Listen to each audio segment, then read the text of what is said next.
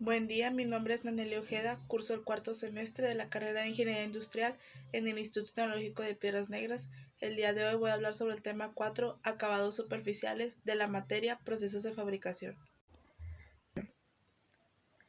El acabado superficial es un proceso de fabricación usado en la manufactura con el objetivo de obtener una superficie deseada en algún producto, ya sea por estética o por algún uso mecánico de este.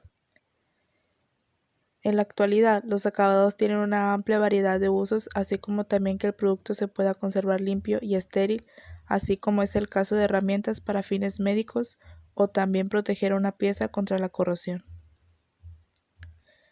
El rectificado es una operación de mecanizado en la que una herramienta llamada muela arranca virutas cortas y delgadas obteniendo superficies con un grado de terminación superficial, exactitud de forma geométrica y precisión dimensional, generalmente superiores a las obtenidas mediante el torneado, el cepillado o el fresado.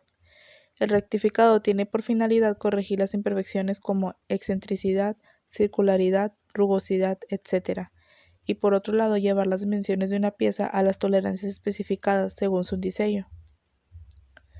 Las máquinas rectificadoras para piezas metálicas consisten en un bastidor que contiene una muela giratoria compuesta de granos abrasivos, muy duros y resistentes al desgaste y a la rotura.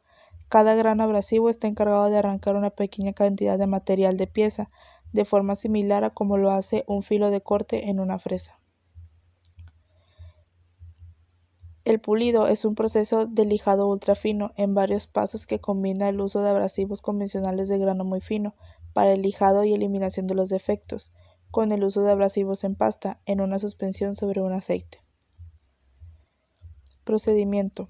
Para realizar un pulido productivo y preciso es necesario elegir correctamente y dosificar estrictamente la cantidad de materiales abrasivos, así como de lubricantes. Una cantidad excesiva de polvo abrasivo o de lubricante obstaculiza el contacto de las piezas que se pulen, por lo que se reducen la productividad y calidad del pulido. Durante el pulido definitivo, la elevación de la productividad del trabajo y la calidad del pulido se alcanza mediante el recubrimiento del pulidor con una capa fina de polvo abrasivo, con un manto finísimo de estearina diluida en benzina. El bruñido es un proceso mediante el cual un accesorio de corte alojado en la herramienta de bruñido rota sobre la superficie sobre la que vamos a trabajar, a velocidades relativamente bajas y a presiones de contacto comparables al rectificado. Este proceso es llevado a cabo por una o más piedras de bruñido que giran horizontalmente mediante un movimiento helicoidal dentro de la pieza a trabajar. El proceso se basa principalmente en el acabado de orificios después de perforar, escariar, aunque no es necesario que todos los orificios sean mecanizados antes del bruñido.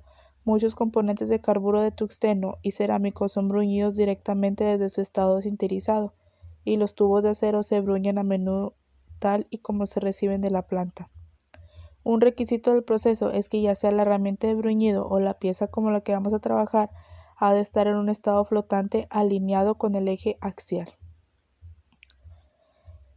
Tamboreo, también conocido como frotación, es el proceso de limpieza de partes metálicas pequeñas con la ayuda de un abrasivo.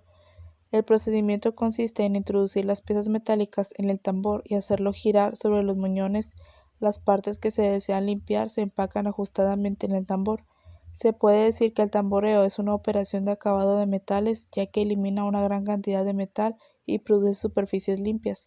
Debido a que se trata de un proceso de remolición de metal, no se puede utilizar la limpieza de componentes que tengan esquinas porque las redondea. La operación de tamboreo es una parte importante en el proceso de reparación, por ello constituye un condicionante fundamental para la productividad y el encarecimiento de la reparación. Un esmerilado adecuado elimina el material de la superficie dañado o deformado, a la vez que limita la cantidad de deformación adicional en la superficie. El objetivo es lograr una superficie plana con un daño mínimo que se puede eliminar fácilmente durante el pulido, empleando el mínimo tiempo posible. El esmerilado se divide en dos procesos: el esmerilado plano, que garantiza que las superficies de todas las muestras sean similares, con independencia del estado inicial y su tratamiento previo. Además, al procesar varias muestras en un soporte, se debe tener cuidado para que todas estén al mismo nivel o plano. antes de continuar con el siguiente paso, el esmerilado fino. Para obtener una tasa de eliminación del material alta y constante, tiempos de esmerilado cortos y máxima planicidad, se prefieren los granos totalmente fijos con un tamaño relativamente grande de grano para el esmerilado plano. Las superficies de esmerilado plano adecuadas proporcionarán muestras perfectamente planas, lo que reducirá el tiempo de preparación en el siguiente paso de esmerilado fino.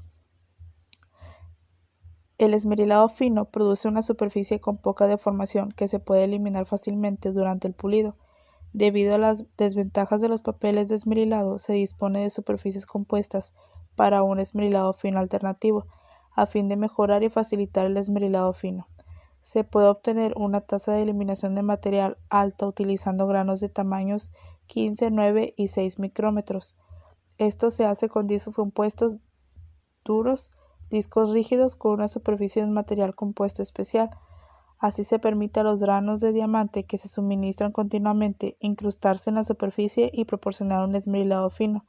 Con estos discos se obtiene una superficie de la muestra muy plana. El uso del abrasivo de diamante en los discos de esmerilado fino garantiza una eliminación uniforme de material, tanto en fases duras como blandas. La galvanoplastía o electroplateado es el proceso basado en el traslado de iones metálicos desde un ánodo hasta un cátodo en un medio líquido, compuesto fundamentalmente por sales metálicas y ligeramente acidulado. Desde el punto de vista de la física, es la electrodeposición de un metal sobre una superficie para mejorar sus características. Con ello se consigue proporcionar dureza, duración o ambas. El proceso galvanoplástico se compone de varios pasos que garantizan su eficacia. 1. Limpieza. La zona de trabajo es escrupulosamente limpiada con un proceso inicial de abrasión y pulido mecánico y un desengrasado químico con productos específicos, incluyendo un proceso de desengrasado electrolítico. 2. Cálculo de parámetros. Tras la medición exhaustiva de la zona de trabajo y la valoración de daños, un proceso completamente informatizado calcula los parámetros precisos necesarios para el sistema. 3.